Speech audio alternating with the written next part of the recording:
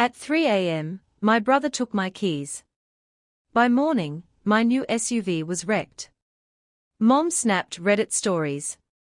The piercing chime of my alarm clock didn't wake me at 4:45 that freezing morning. Instead, it was the sound of my father screaming frantic accusations through my phone speaker. He spent 20 minutes labeling me a vindictive, selfish child whose rigid boundaries had completely fractured our family dynamic, all because my brother had allegedly totaled my brand new vehicle. But a beautiful, quiet satisfaction washed over me the moment I realized the chaotic truth of what had actually occurred on the slippery curves of Route 315. It wasn't my cherished new cherry red Honda CR-V wrapped around that mangled metal guardrail in the ditch. It was my father's custom-ordered, $86,000 Lincoln Navigator, the pristine luxury SUV he treated with more tenderness than his own flesh and blood. My brother had stolen that massive truck in a blind, intoxicated panic, fully expecting our father to simply open his checkbook and erase the consequences like he always did. My name is Clara, I am 31 years old, and until recently, I was completely accustomed to playing the invisible daughter in a household that only possessed a heartbeat for my younger brother. We grew up in Pine Ridge, Colorado, a tightly knit mountain community where local gossip spreads much faster than a wildfire through dry pine. My father, Arthur, had built a lucrative custom woodwork enterprise from absolute scratch, starting in our cramped garage before expanding to manage over 40 employees. My mother, Martha, operated as the family's professional peacekeeper, plastering on a fragile smile and smoothing her apron to pretend the house wasn't catching fire whenever tensions flared. Then there was 28-year-old Julian, the perpetual golden child who still hauled his dirty laundry to our mother's house every single Sunday. He was so utterly helpless in the real world that he recently asked me if aluminum foil could go into the microwave, leaving me to stare at him in stunned silence before pouring myself a generous glass of bourbon.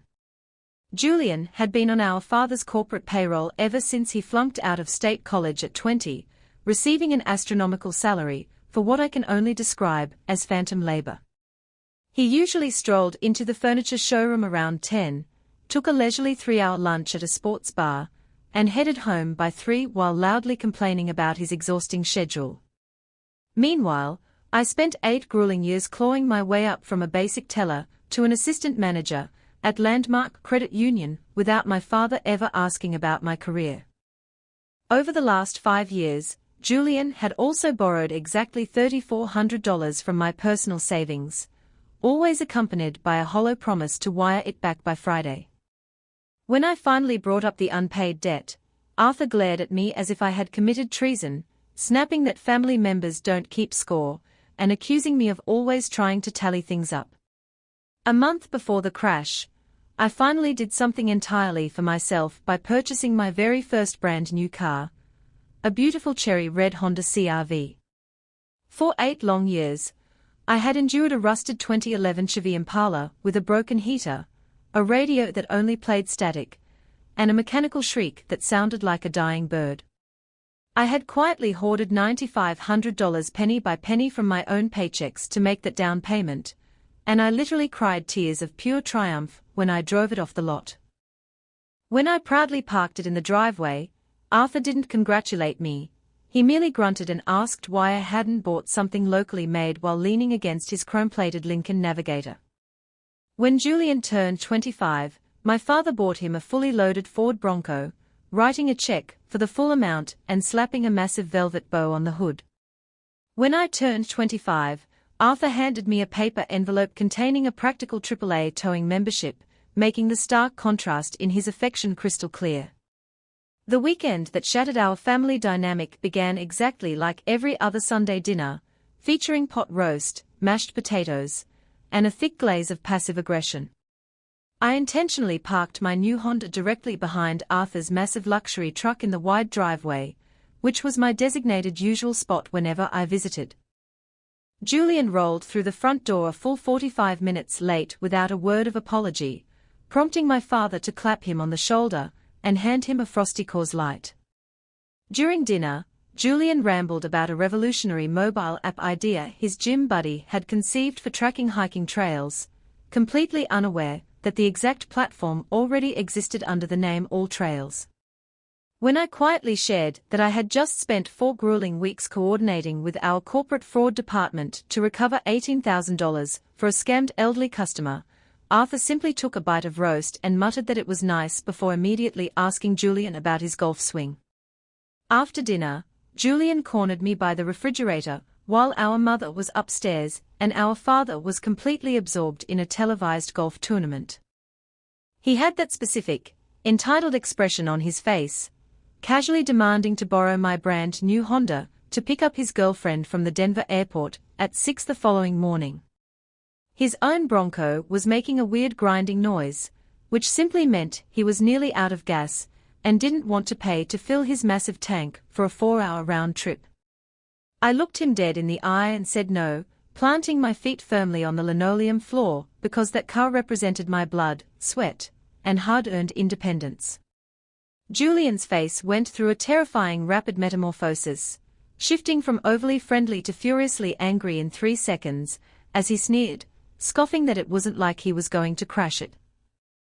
The universe evidently heard that arrogant little declaration and immediately began taking meticulous notes.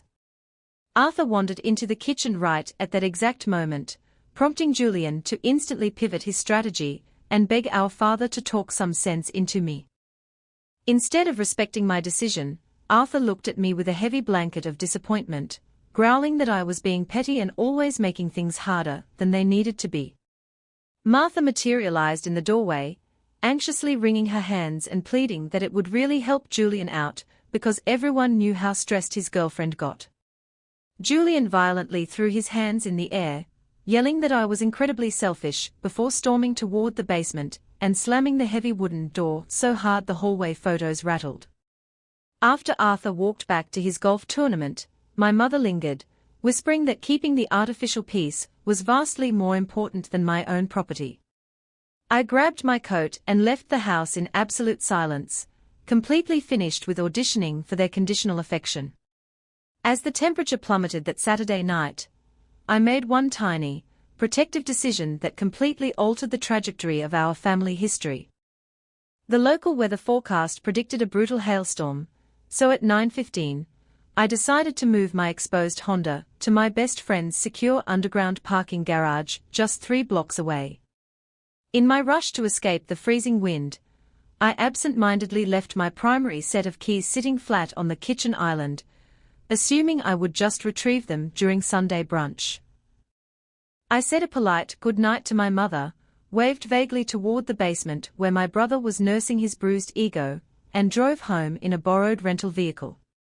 It felt like a remarkably boring, unremarkable end to a standard family dinner, but my innocent choice to protect my car from the storm was about to completely expose decades of family enabling.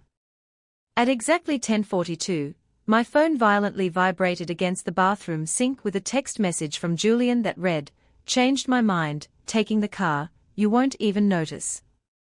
My stomach instantly dropped into my shoes, and I frantically dialed his number only for it to go straight to voicemail. When I called my mother, she sighed and told me to go to bed, insisted he was safely downstairs, and claimed his text was just a petty joke to get a reaction out of me. But here is the beautiful piece of dramatic irony. Julian had confidently walked outside with my keys only to find an empty driveway, as my car was already safely hidden blocks away. Drunk, desperate, and fundamentally incapable of processing a boundary, Julian spent the next 5 hours heavily drinking our father's expensive scotch, while spiraling over frantic text messages from his girlfriend. She was testing him from her own apartment with a fake rescheduled flight, and Julian completely took the bait. At 3:30 in the morning, my brother stumbled into the kitchen, opened the secure drawer, and grabbed the heavy key fob for Arthur's precious Lincoln Navigator. He backed the luxury SUV out of the driveway and sped onto the slick, rain-soaked pavement of Route 315 with a blood alcohol level of 0.14. On a sharp curve, his sluggish reflexes failed him completely. the massive truck violently slammed into a metal guardrail at over 60 miles per hour before spinning into a muddy ditch. The front end of my father's prized possession was completely crumpled like a discarded soda can, effectively destroying the one thing Arthur loved most in this world. Julian suffered only a fractured wrist and minor cuts, but before he could flee the scene to avoid consequences, a passing driver dialed 911, and state troopers swiftly arrived to place him in handcuffs. When Arthur called me at dawn screaming about the wreck, I calmly explained that my Honda was safely parked in an underground garage and told him to go look at his own driveway. I heard the rustle of his heavy robe, his bare footsteps stepping onto the porch, and then a thick, suffocating silence that stretched on for a lifetime. When his voice finally returned, it was nothing more than a hollow, trembling whisper, as he stammered that his precious Lincoln was completely gone. Sitting in the shadows of my bedroom, a wide, genuine smile spread across my face as I realized the golden child had finally run out of second chances. I drove straight to Boulder General Hospital, walking into the chaotic emergency room to find my mother sobbing, my father aggressively arguing with a stoic trooper, and my brother handcuffed to the steel bedrail. Arthur immediately rounded on me the second I entered the cubicle, his face turning an angry shade of purple, as he screamed that my stubborn refusal to lend my car was the direct cause of this entire catastrophe. I simply stood there, entirely unbothered by his misplaced rage, and calmly informed him that I was done carrying the emotional baggage for a family built on enabling a reckless fully grown man. The state troopers refused to drop the charges, resulting in a swift DUI conviction, a suspended license, and a mountain of legal fees that Arthur had to pay out of his own pocket since the insurance company completely denied the claim for unauthorized use. Julian was ultimately forced out of the family business to appease the board of directors, and my parents had to downsize their lifestyle to cover the staggering financial fallout of his actions. Standing in that hospital room, I finally realized that boundaries aren't meant to punish others. They are a necessary, unbreakable shield designed to protect your own peace from people who will gladly burn your world down just to keep themselves warm.